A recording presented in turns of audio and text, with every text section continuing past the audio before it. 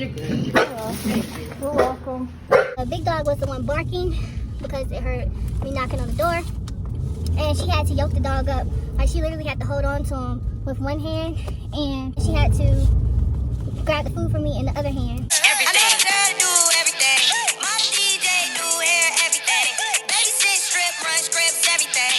I started my shift to DoorDash and I got an order immediately. It's for $11 for 12.6 miles.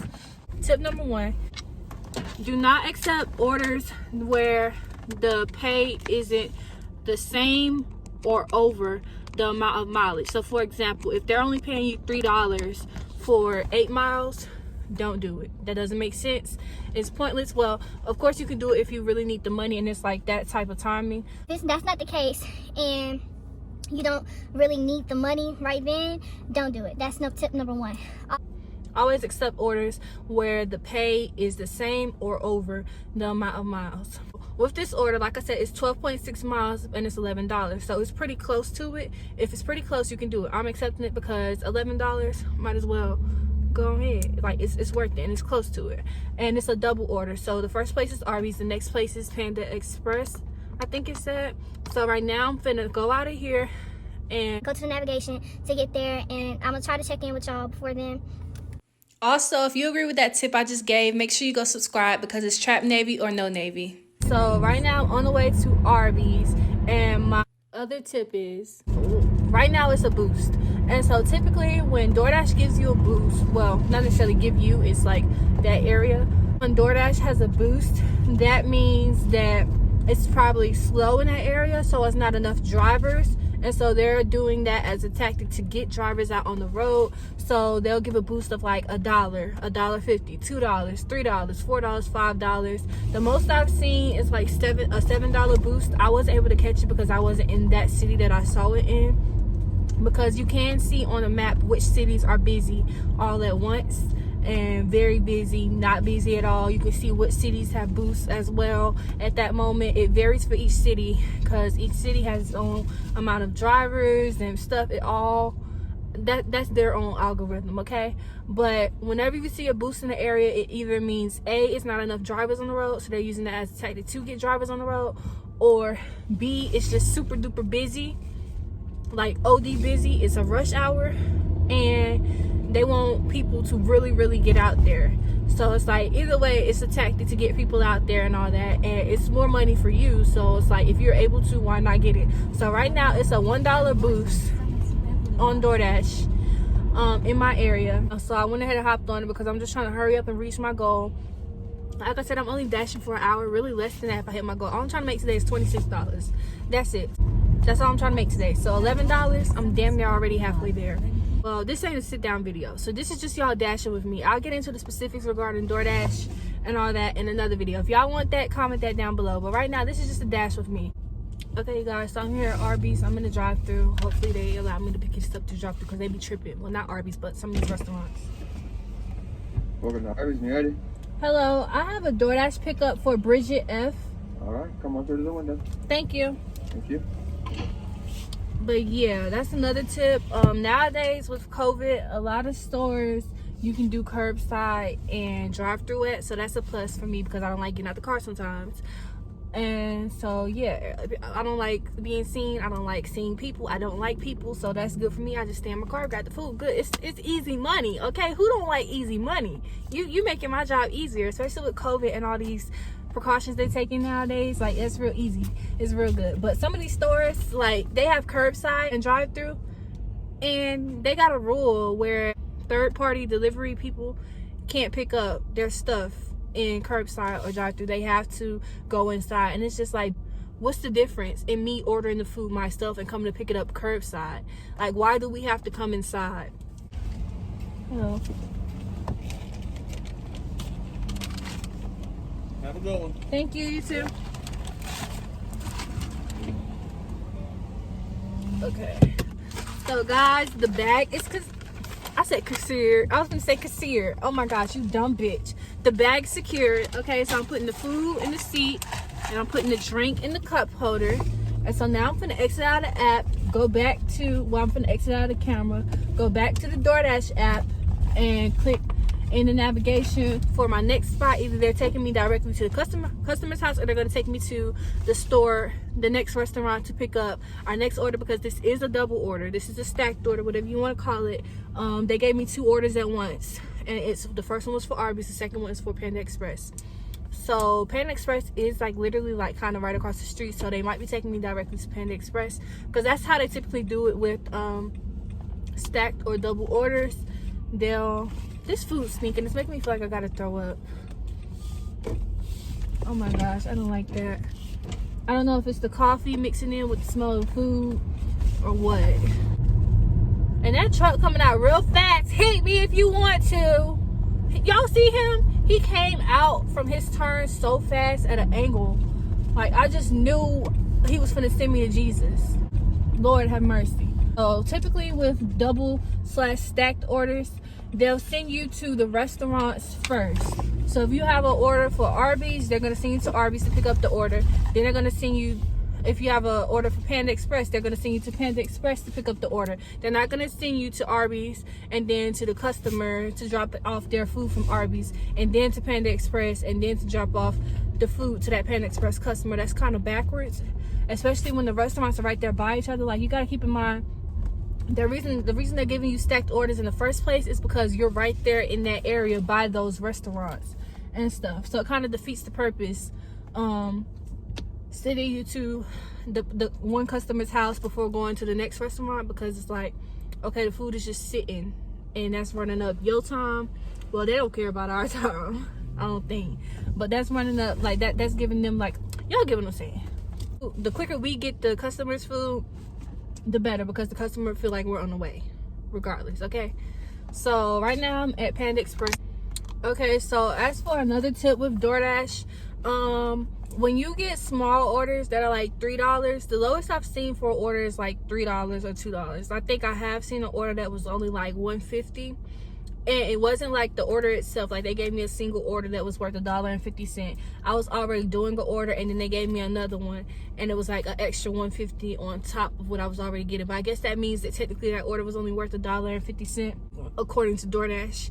But DoorDash is really skimp on what they pay the drivers itself. So with the customer tipping you, what the customer tips you makes up for what DoorDash is lacking in what they pay you. So we could be going damn near 5 miles, and DoorDash will only want to give us $3 or $2, but the customer's tipping us $6. So DoorDash gave us $3, and the customer tipped us $6, so that's $9. Keep in mind it was 5 miles, so it was a real skimp when it was just DoorDash, but because the customer tipped us, boom, bam, we in there. Okay, so that order just became worth way more. For me to be going 5 miles, I'm getting paid $9. That's way more worth it to me. So when you get an order that's like skimp, like $3 or something, think of it as that's just DoorDash pay. So just look at it as that person didn't tip you. If they did, they only tipped you $1, and that means DoorDash was only paying you like $2. And DoorDash will have a disclaimer on the screen whenever that order come across your screen. They'll have a disclaimer saying this customer can still tip at the end of the thing. So you'll know if that customer tipped or not, and if that's included in that $3, or if that's just what DoorDash is paying you. But the ones who don't tip, those will be the complicated customers sometimes. I'm not trying to put a stigma or a stereotype on anyone. Sorry, y'all, I need to turn my heat up. I hope it don't get on y'all nerves. I'm sorry. I'm not gonna freeze out here for y'all, because y'all can't hear a vent blowing. Those customers are typically the ones who always want extra stuff, extra straws, extra sauces, extra what's the name. They the ones calling you and on your ass. Where you at? Do you have my food? Are you near? Stuff like that. I haven't really experienced that too much, because I don't be playing around with people's food. I don't be eating people's food. I have never ate anyone's food. I've never picked around or played around in people's food. All these orders becoming bandaged and stuff now due to COVID, and just due to extra precautions with actual drivers in DoorDash industry, all the delivery industries, with some drivers who are grimy, who be eating and playing around in people's food and drinks. I don't do that. So nowadays the packages becoming extra secured and stuff. Like, you see, it's tape on this, so the customer and DoorDash is gonna know if I mess with this because it's taped. You see, this drink is taped, so they're gonna know if I mess with that because it's taped. So like, even still, you can't, like, I'm not able to play around in people's food if I wanted to. I mean, I could. If I was bold as hell, I'd rip the shit. But I just don't play around with people's stuff. And then on top of that, when I get people's order, I don't play around and arrive to them late or anything. Like, I get an order, I go to the store, I take the food to the customer, done. Like, I don't lag around, I don't be OD late. I'll put my ratings on the screen. My ratings are like A1. The only thing that I'm ranking low in is my acceptance rate, and that's because I don't be accepting poo orders. So right now my acceptance rate is a 50 something, and it was literally just a 70 something at the start of last week. And I did DoorDash for a week straight, 7 days straight. My acceptance rate went down damn near 20% because I was not accepting them poo ass orders, because I know my worth. Just keep in mind, those small orders, you do not have to accept them just because they came across your screen. Ultimately, like, yeah, it affects your acceptance rate because it makes it low. But they say your acceptance rate doesn't affect like you receiving orders, or like it doesn't reflect badly on you as if you had a late arrival, whatever that one is, like the delivery time rate was low, or you don't be delivering people's food, or people's food be missing and stuff like that. If any of that was poo, then it'll affect you. But your acceptance rate, they say, does not affect you overall. And I don't think I've saw a difference in it with mine. Off the top of my head, the tips I done gave y'all so far is do not, well, not necessarily do not, well, I'm gonna say do not, but of course you can make your own decisions. But don't accept orders where the amount that they're paying you isn't over the amount of mileage that you're driving. And keep in mind, when the order comes across your screen, you will see the amount of miles and the amount they're paying you. And also keep in mind that whenever you're declining a lot of orders, saying where, like, DoorDash has been really skimp lately. Like I'm gonna give an example, and it's kind of dramatic, but I did get some dramatic orders last week, so it's not like I'm like doing the most. But say they only wanted to pay me $3 for 10 miles, and I declined it, and then they ask you why you declined it, and they have like the list of options for you to choose from. I can very much, they have one where it says orders too small, and every single one of them I put order too small, order too small, order too small. So DoorDash knows that I'm not accepting this order because the order amount is too small. Like, they're not paying me enough. Wait a second. Yeah, DoorDash. Thank you. Thank you, you too. Okay, so that bag is secured, Panda Express. So like I said, keep in mind that whenever you're not accepting a lot of orders at a point in time, and you're marking them all as orders too small and etc., DoorDash will then give you an order, and you will see the price and stuff, but you won't see the mileage. It'll be just not there, non-existent. So wait before you accept it. DoorDash gives you like 80-90 seconds, don't quote me, but it's between like 60 to 90 seconds to accept the order, which is more than enough time. So wait about 10 to 20 seconds. Honestly, it don't take that long. It might seem like forever while you're sitting there waiting, and then the distance will pop up on the order. So DoorDash knows what they're doing. That's their tactic. They will try to get you, and you sitting here looking at the amount of money, and the amount of money might seem good to you. Like, it could very much be $8 they're paying you, but the mileage is on the screen. Once that mileage pops up on the screen, like 10-20 seconds later, that mileage might have been like 16 miles. So yeah, they paying you $8, and $8 is good, but not for no 16 miles. Y'all need to be paying me $16 and up. So like I said, DoorDash will try to get you, but stay 10 steps ahead, period. But right now I'm on the way to the order. It's actually quite dangerous. Like, it's not like I know where I'm going, because like now I'm going to these people's houses. So I will see y'all once I get to the person's house and I'm ready to deliver the order, because I need my phone to look directly at my maps. And first of all, driving is very dangerous, and it's even more dangerous being on your phone, and I take that serious. I do not be on my phone playing games, texting, calling people. Like, I don't do none of that stuff or anything. I focus on the road and driving. And so I'm not gonna risk my life for this video. So the only reason I was able to talk before then because I was in the drive-thrus and stuff, and or I knew where I was going. But now I need to focus on getting to these people's houses, getting them their food so I can get my coin. So I will talk to y'all later. Okay, y'all, so I'm at the person's house. I'm finna get out and give them the order. I will have to turn the camera off because I need to take a picture of it. So I will see y'all when I get back in. But this is the order.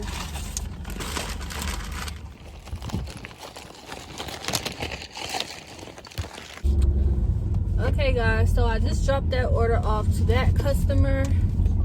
I couldn't show y'all too much because I need the phone. Whenever you deliver an order, the customer will either have chose for you to hand it to them, so it'll say hand it to me, or leave on doorstep, which is a no contact order.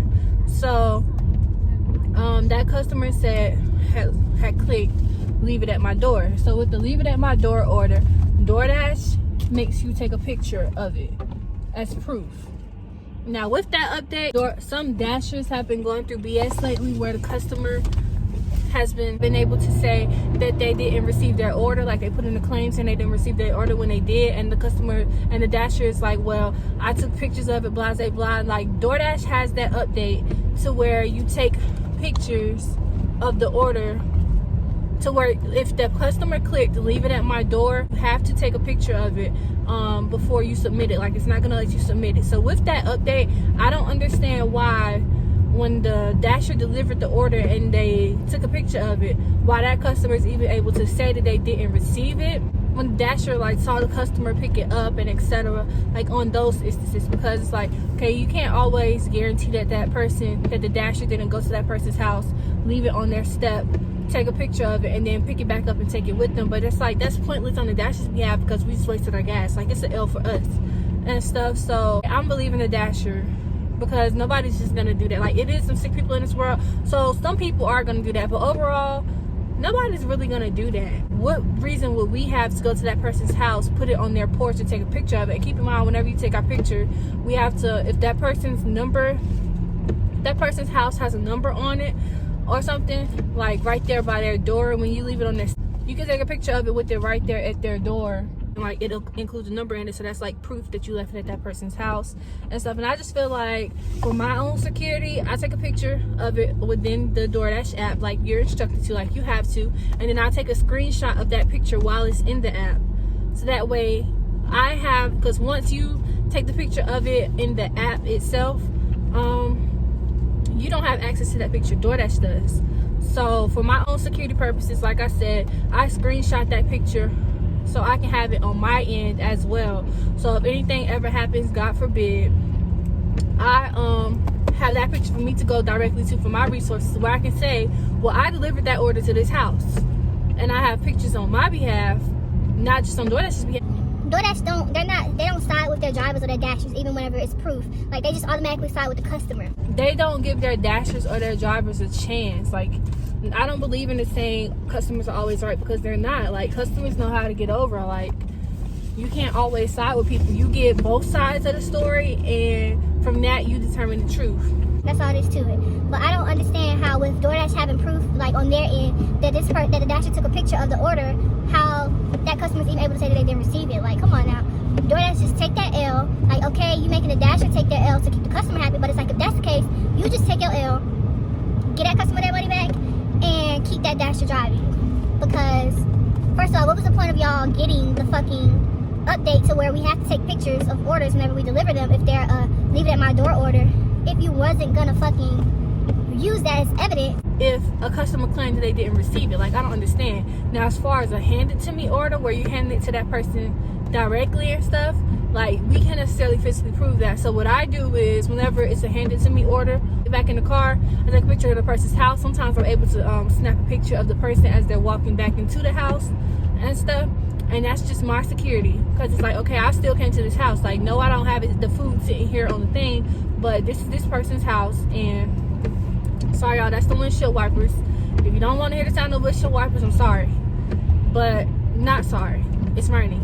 But that's just a security thing. So always take your screenshots, always take your pictures. If it's a hand it to me order, take a picture of that person's house after you handed it to them. If you're able to catch a picture of the person walking back into the house, even better, the better. Like you never know, people out here in this world are grimy, and you gotta protect you, because if ain't nobody else gonna protect you, you gotta protect you.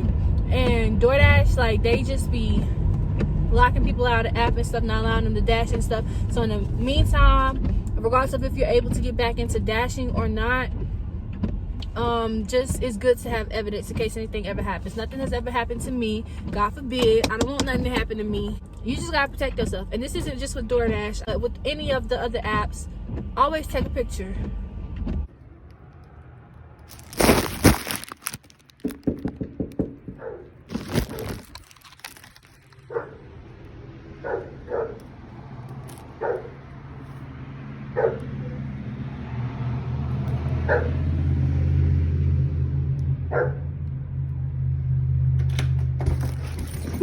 You're good. You're welcome.